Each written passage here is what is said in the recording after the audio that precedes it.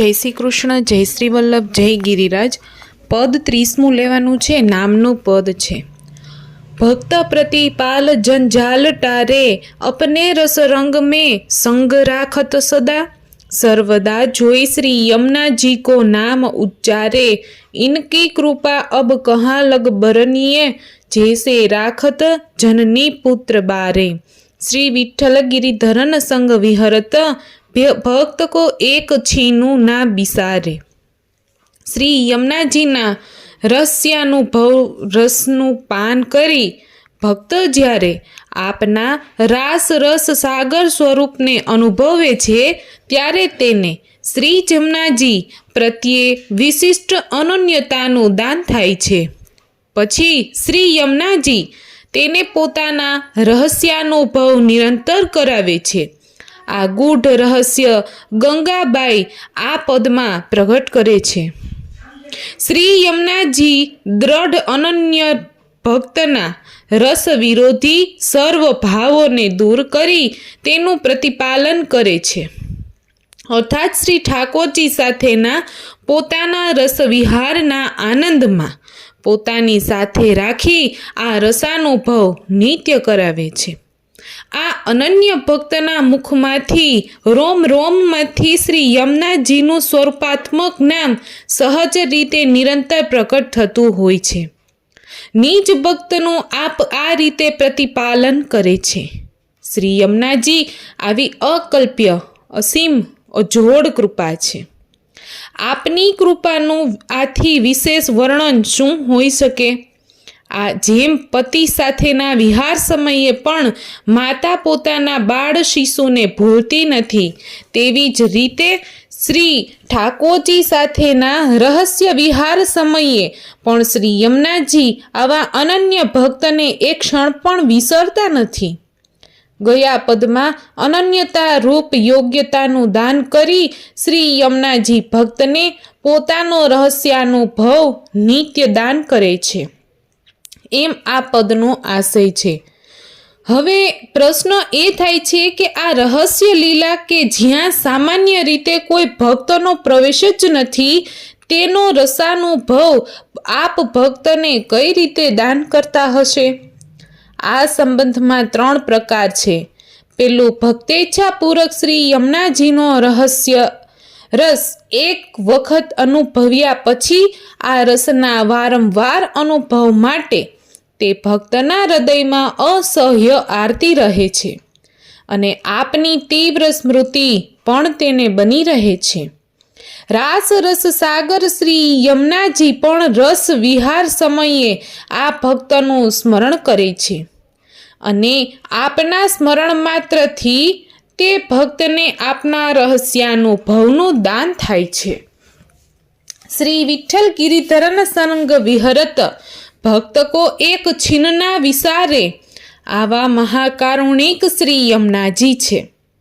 बीजू, श्री विठ्ठल गिरिधरन वर बस कीए पद 29 में श्री यमुनाजी पोतानो आवेश भक्तમાં કરી શ્રી ઠાકોરજી સાથેના વિહારમાં અલૌકિક સામર્થ્યનું દાન કરે છે।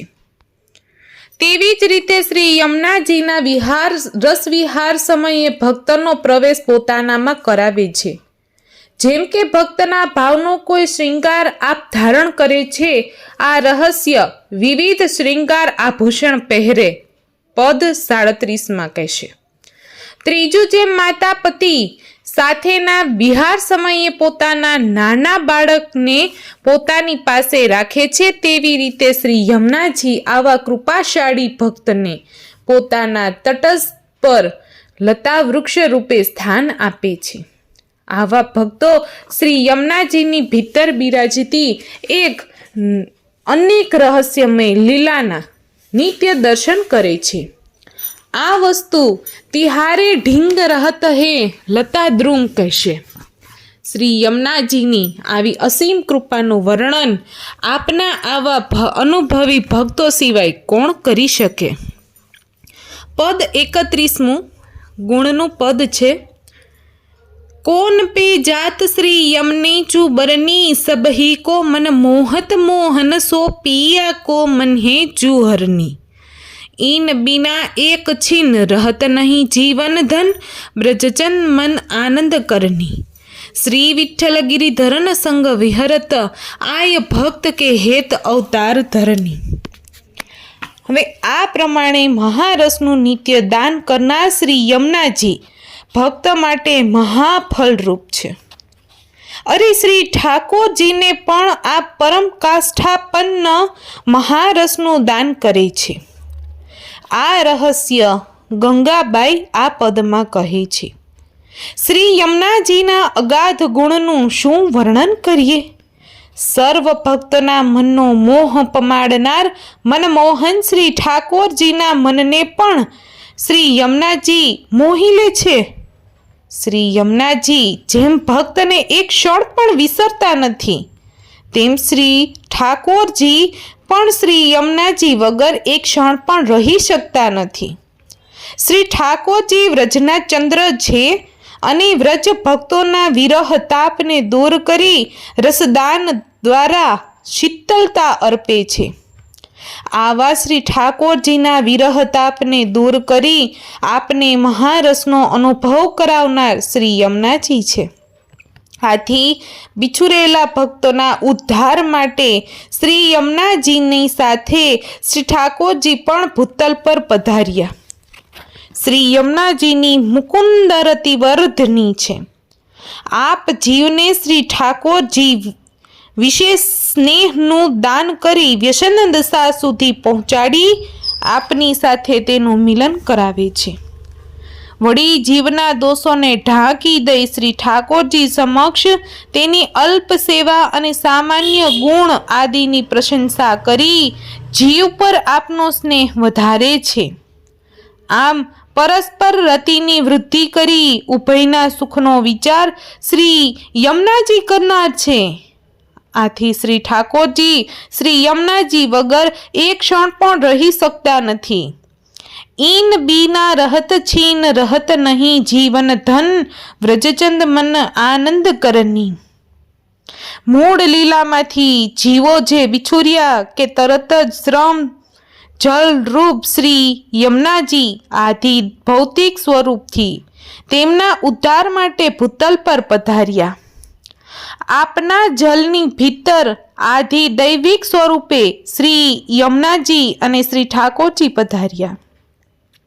પદ 31માં શ્રી યમુનાજીના ભક્તોદ્ધારક સ્વરૂપનું વર્ણન છે। જીવને પ્રેમનું દાન કરી ક્રમશઃ મહાગૂઢ રસાનું ભવરૂપી પર ફળનું દાન કરે છે।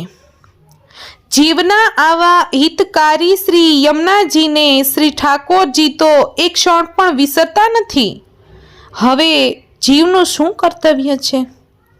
જીવનો સહેજમાં ઉદ્ધાર કરનાર શ્રી યમુનાજીની કૃપા કેવી રીતે પ્રાપ્ત થઈ શકે? આ માટે એક અતિ સરળ પુષ્ટિ પથનું નિરૂપણ ગંગાબાઈ આગળના પદમાં કરે છે। પદ 32મું લીલાનું છે। श्री यमुना जी को नाम ले सोई सुहागी, इनके स्वरूप को चिंतन करत कलन परत जाय लेह लागी। पुष्टि मार्ग मरम अति दुर्लभ करम छांड सगरे परम प्रेम पागी। श्री विठ्ठल गिरिधरन ऐसी निधि भक्त को देत है बिना मांगी। सामान्य अधिकार वाला भक्त पण जो श्री यमुनाजीना आवा महाकारुणिक स्वरूप ने हृदय में धारण करी आपना नामनु रटण करे तो ते पण सौभाग्यशाળી बने छे। अर्थात श्री ठाकोरजी तेने वश बनीने रहे छे। आपना आवा कृपावारिधी अने रसनीति स्वरूपनु नित्य चिंतन करता करता तेना हृदय में प्रेम प्रगट थाय छे अने आपने माटे लग्नी लागे छे। बीजे क्यांय चैन न पड़ता आपना मिलन वगर रही शकतो नथी। अर्थात तेने व्यसनात्मक स्नेह प्राप्त थाय छे अने श्री यमुनाजी तेने परम फलनु दान करे छे। स्वमार्गीय साधन तनुजा वितजा सेवा कथा वगैरे द्वारा प्रभुने प्राप्त करवा ए पुष्टि धर्म छे। પણ આ સાધનો જો ભાવરહિત કેવળ ક્રિયાત્મક બની જાય તો ફલમાં વિલંબ થાય. આથી ગંગાબાઈ કહે છે કે આવી બધી ક્રિયાઓ છોડી ઉપર કહ્યા પ્રમાણે શ્રી યમુનાજીના પ્રેમ રસમાં ઓતપ્રોત થઈ જવાથી શ્રી ઠાકોરજી વણ માગીએ પ્રેમ પ્રાપ્ત થાય છે અને ભક્તને આધીન બનીને બિરાજે છે. આમ કૃપાનિધિ શ્રી યમુનાજીના સ્વતંત્ર પ્રમેય બળથી શ્રી ઠાકોરજીને વશ કરવા અને પુષ્ટિ માર્ગનો મર્મ છે. કેવળ ક્રિયાત્મક ધર્મથી આ મર્મને પામવો કઠિન છે. શ્રી યમુનાજીના નિજ રહસ્યાનુભવ તો વિશિષ્ટ અત્યંત કૃપા પાત્ર ઉચ્ચાધિકારી ભક્તને જ કરે. મધ્યમ અધિકારી ભક્ત પણ પોતાનાથી જે કંઈ સ્વમાર્ગીય સાધન બની આવે તો તે કરતાં કરતાં શ્રી યમુનાજીના પ્રેમ રસમાં પાગી જાય તો આપ શ્રી ઠાકોરજી રૂપી નિધિનું દાન સહજમાં કરે. શ્રી ગુસાઈજીની નીચેની વધાઈનો વિચારવાથી આ મર્મ તરત સમજાશે. ચતુરાઈ તાકી સાચી શ્રી વલ્લભ નંદન ઝૂકો સ્મરણ કરે, સો જન નિકટ રહો કે દૂર રસના શ્રી વિઠ્ઠલેશ ધરે. ચતુર બિહારી ઝૂકે કહે એસો સેવક મેરે હૃદય તે કબહુ ન ટરે. શ્રી વલ્લભ નંદન શ્રી ગુસાઈજીનું સ્મરણ કરે, આપનું નામ નિત્ય રટણ કરે અને આપના ચરણ કમલનો દ્રઢ આશ્રય કરે તો શ્રી ઠાકોરજી આવા ભક્તને ક્યારે પણ વિસરતા નથી. પછી તેનાથી સ્વમાર્ગીય સાધનો બની આવે કે ન બની આવે. આ પદમાં શ્રી યમુનાજીનો આવો જ ઉત્કર્ષ પ્રકટ કર્યો છે. શ્રી યમુનાજીના આ પ્રમેય માર્ગનું વિશેષ નિરૂપણ પદ 34માં કરે છે. 30મા પદમાં આપને રસરંગ મેં રંગ રાખત સદા એમ કહી શ્રી યમુનાજી ભક્તને જે વિશિષ્ટ ફલનું દાન કરે છે તે કહ્યું છે.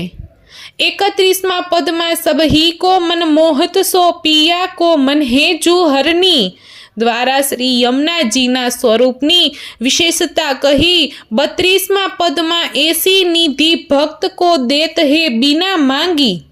આમ કહી શ્રી યમુનાજીની કૃપાનો મહિમા કહ્યો. આ પ્રમાણે શ્રી યમુનાજીનો ફલથી સ્વરૂપથી અને સાધનથી ઉત્કર્ષ કહી આપની શ્રી ઠાકોરજી કરતાં પણ સર્વ રીતે અધિકતા દેખાડી. આવું કેમ હોઈ શકે તેનો વિચાર કરી લઈએ. રચનાત્મક પુરુષોત્તમ અંશાવતાર કે લોકવેદ પ્રસિદ્ધ પુરુષોત્તમથી અધિક છે એમ કહેવાથી રસાત્મક પુરુષોત્તમની સ્તુતિ થતી નથી. આપની સ્તુતિ તો ત્યારે મનાય કે જ્યારે આપ શ્રી સ્વામિનીજીની રસ રીતિએ વશ છે એનું નિરૂપણ કરીએ. ચતુર્થ પ્રિયા શ્રી યમુનાજીને આપ આધીન છે એમ કહીને શ્રી ઠાકોરજીની સ્તુતિ કરવામાં આવે છે. આ પદમાં ફલનું નિરૂપણ કરી પછીના 8મા પદમાં ફલાનુભવનું નિરૂપણ કરે છે. પદ 33મું श्री यमुना जी के नाम अध्यभाजे जिनके गुण सुनन को लाल गिरधरन पिय आई सन्मुखता के बिराजे तीही छीनु काज ताके सगरे सरे जाय के मिलत ब्रज बधु समाजे कृष्णदासनी कहे ताही अब कौन डरे जाके ऊपर श्री यमुना सी गाजे। आवा भक्तना हृदय में जे महारस बिराजे छे तेनु पान स्वयं श्री ठाकोरजी जे प्रकारे करे छे तेनु निरूपण हवे कृष्णदासी आ पदमां करे छे। जेना हृदयनी अंदर श्री यमुनाजीनो रहस्य रस बिराजे छे तेना मुखमांथी श्री यमुनाजीनु नाम अने गुणगान सहज रीते प्रकट थाय छे।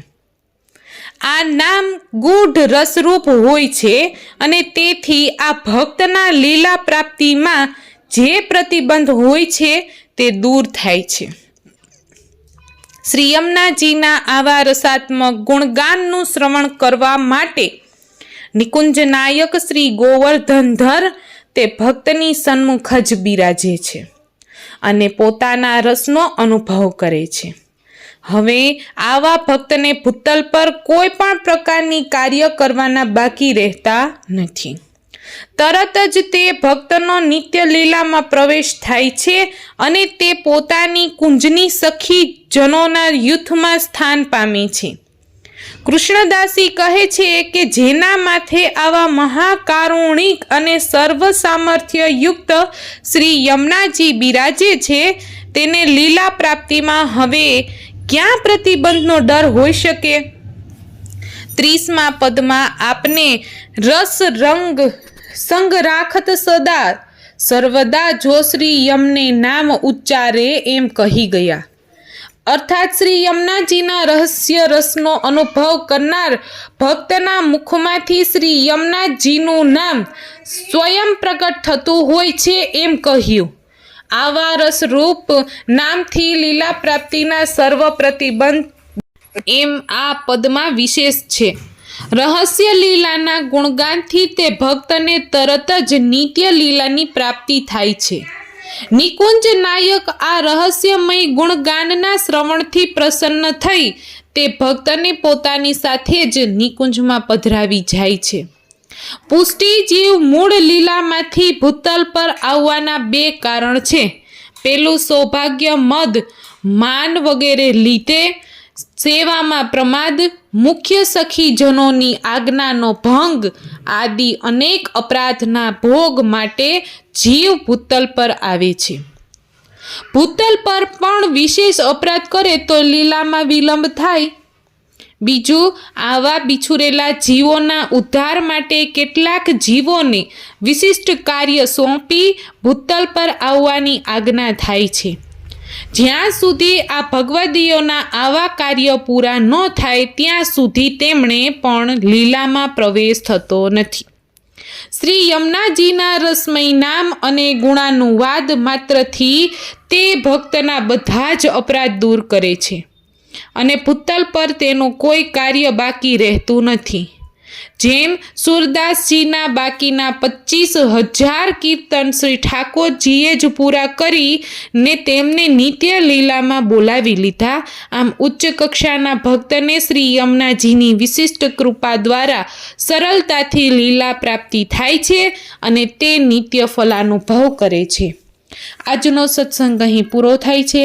આવતીકાલે ફરી મળીશું. ત્યાં સુધી ચેનલમાં જોડાઈને રહેજો. જો તમને વિડીયો ગમ્યો હોય તો લાઈક, શેર, સબસ્ક્રાઈબ કરજો. જય શ્રી કૃષ્ણ, જય શ્રી વલ્લભ, જય ગિરિરાજ.